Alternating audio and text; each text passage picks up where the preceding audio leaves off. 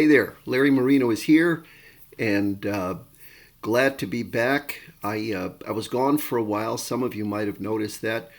If you didn't know, what was happening with me is I was having back problems, and then I had to have back surgery on top of that, and that took some weeks. So if you didn't know, it's not that I didn't want to post anymore, it's just that I wasn't feeling quite up to it.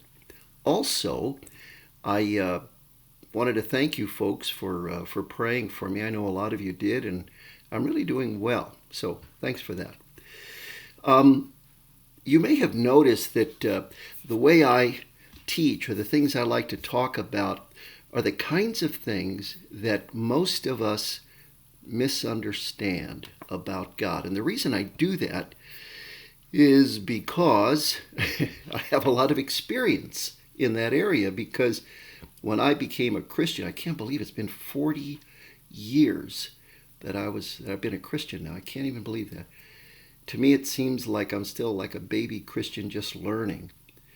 But I I remember even back then, it just seems like yesterday, that there were so many things I was learning about God from the Bible, and I realized, man, I got that totally upside down. I thought God was like this, or God said that, or God did that, and I was really shocked. And so I've always felt a little responsible to clear those things up. And that's what I want to do today. It's kind of simple, really, but it's one of those things I have seen. I have seen how the devil will use little things like this to trick you, to trick me into thinking something is not that big of a deal, when in fact it is quite a big deal, and it sneaks up on you. So I want to talk about that today. So I remember way back, way back, when I was first becoming a Christian, and I was, really confused about quite a lot of things. I was only about 26, and one thing I saw, though, that really, really hit me hard was this, is, we have the commandments. There's 10 commandments. Okay, so right in the middle, there's the fifth commandment. Now, some of the commandments are really simple. Don't do this, don't commit adultery. Everybody knows what that is. Don't steal. Everybody knows what that is. But there's one in the middle that everybody thinks they know it. They know it perfectly. Because when you just look at it, you say, oh, okay, I get it. But actually, we're not getting it at all. And what I'm talking about is this one, the fifth commandment, number 5. And number 5 says very simply, you shall not murder. You shall not murder. All right, now, the obvious response that people make to this is they say, oh, well, thank God I know I'm pretty bad, but thank God I haven't done that one. Maybe God might look at that and say, well, at least you never killed anybody. And I got to tell you, nothing further from the truth would be that kind of way of looking at it. Let me explain. So there's a passage in the Bible, a man named John wrote this. If you want to look it up, it's 1 John chapter 3. 1 John chapter 3. And verse 15 says something like this. It says, if anyone hates their brother, and it doesn't mean like a brother by relation, but a brother, a Christian brother, but it could also mean something like a fellow human being. If anyone hates a brother, he is a murderer. And then Jesus, even before that in the Bible, says something like this. If you hate somebody and you call them an idiot, you've kind of judged them, and that's not a good thing to do. Now, let me go back to where the misunderstanding comes. See, I always thought, and maybe some of you do, that, well, as long as we don't kill, we should be all right on that score.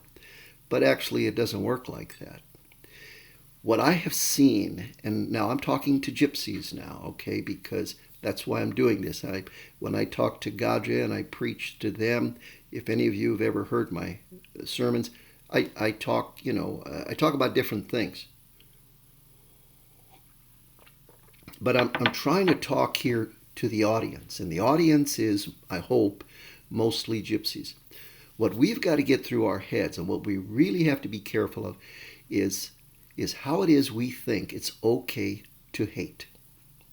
And man, it can get bad. And I've talked to some gypsies over the years who feel very, very justified in hating. Now, I know gypsies are not the only ones who hate, but this video is for gypsies. So let me talk to you. When I talk to the Gadjal, we'll talk about other issues, but let's talk about gypsies right now, okay? And the point is, we somehow think that it's okay.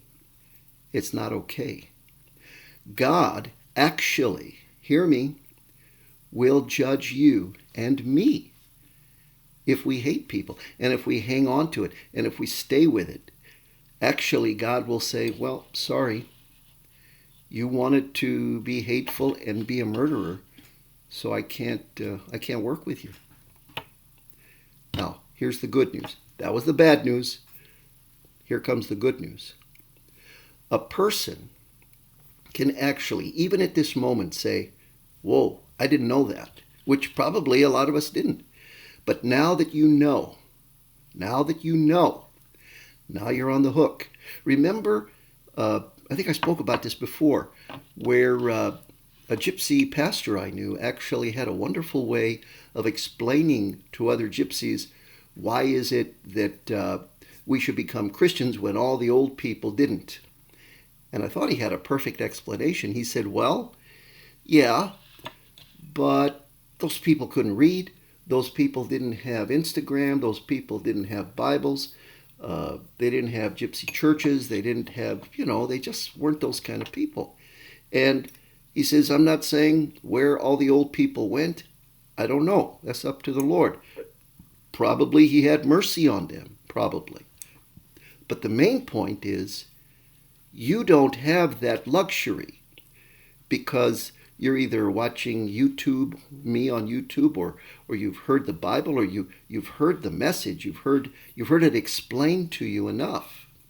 So you can't say, well, all the old people didn't do it, so I don't have to. It doesn't work like that.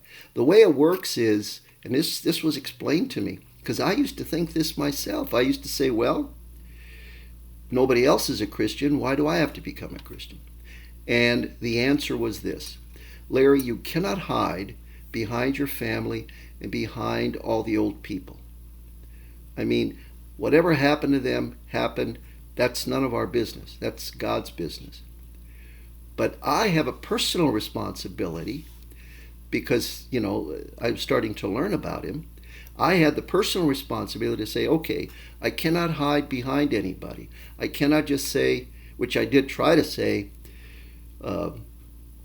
we're gypsies. And a pastor said to me, he said, you're not understanding. He said, Jesus died for every single person. That means gypsies. That means you.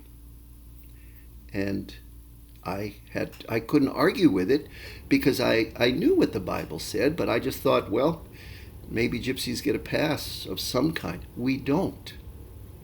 And that's not because God is mean. It's because he loves us. That's why he says these things. That's why he wants me to tell you that we don't have licenses to hate. We don't have that. We don't get some special pass because we're gypsies as long as we're not killing people. See, because the commandments don't just work by, don't do this. Don't do that, okay? As long as I don't do that, I should be okay. But the Lord has another way of saying. He says, but you must also do this. That means that especially with people who aren't very nice to us, we have to continue, or we have to love them. Now, can humans do that? No, not even a little bit. So the question then becomes, well, how am I supposed to do that? They're terrible. Okay, let's say they are terrible. So I have a surefire way that you can still get a blessing. Let me show you. And I've used it myself many times. Okay, so the fifth commandment says, if I hate people, I'm a murderer, and I will be judged as a murderer. And of course, we know murderers have no business with God, especially if they just want to keep on doing it. I mean, a lot of murderers have said, yeah, I'm sorry, I shouldn't have done that. But let's take someone like us that we just want to hate somebody. So, and let's even say that the person is dead, even, that we can't do anything about it. You know, we could say, Lord, look, I can't do anything about it, but I pray wherever they are, I don't know where they are, please put a little blessing on them. Please do that. Now, here's the deal. If that person, living or dead, if that person is not worthy of your blessing, then that blessing comes back on you, and you get a blessing from God just for praying for them. Now, that's something. But if they are worthy of the blessing, then they get it, and God still says, well, good for you. You're not hating anymore. You actually gave somebody a nice blessing. Now, isn't that a better way to go? Besides, Jesus already went through all the hate. I mean, all the hate of the universe, all the hatred that anybody could have was poured out on him. And he took it completely. And he suffered. And you know that he suffered bad. And he suffered in my place and in your place. And whether or not you're a gypsy or a Chinese, I mean, I've been all over the world and I've talked to people from all kinds of different religions. And I can tell you, gypsies aren't the only ones who think like this. You know, Buddhists think a certain way. And Hindus also, I have a lot of Hindu friends, and they believe all kinds of weird things. But one thing we know is that gypsies can say, Lord, I'm sorry. I did not know this was so bad. Please forgive me and help me to be better. And you will see that hate that grabs a hold of you will begin, not in one day. I mean, that's not how life works. But it's kind of like this. You know, every time this thing bobs up its head, you can hit it on top of the head and say, stop. I don't want that anymore. And you have to say, I don't want that. I don't want that hate. Sometimes people have said that to me. They said, you know, I really don't want to hate anymore, but I've been doing it so long, I don't know what else to do. You don't want to be in that situation. Hate is one of those things from the devil that he uses. Maybe the initial hate not. But when he sees that you're hating and you don't want to stop, then he grabs you, and then it's not you anymore. It's the devil making you do it and showing you all these reasons why you should hate them and why you are justified to hate. Remember, don't ever justify yourself because you can't do a very good job. You're justified by Jesus. He said, if these people believe in me, you cannot call them guilty, God. You have to call them innocent. And God says, yes, you're right.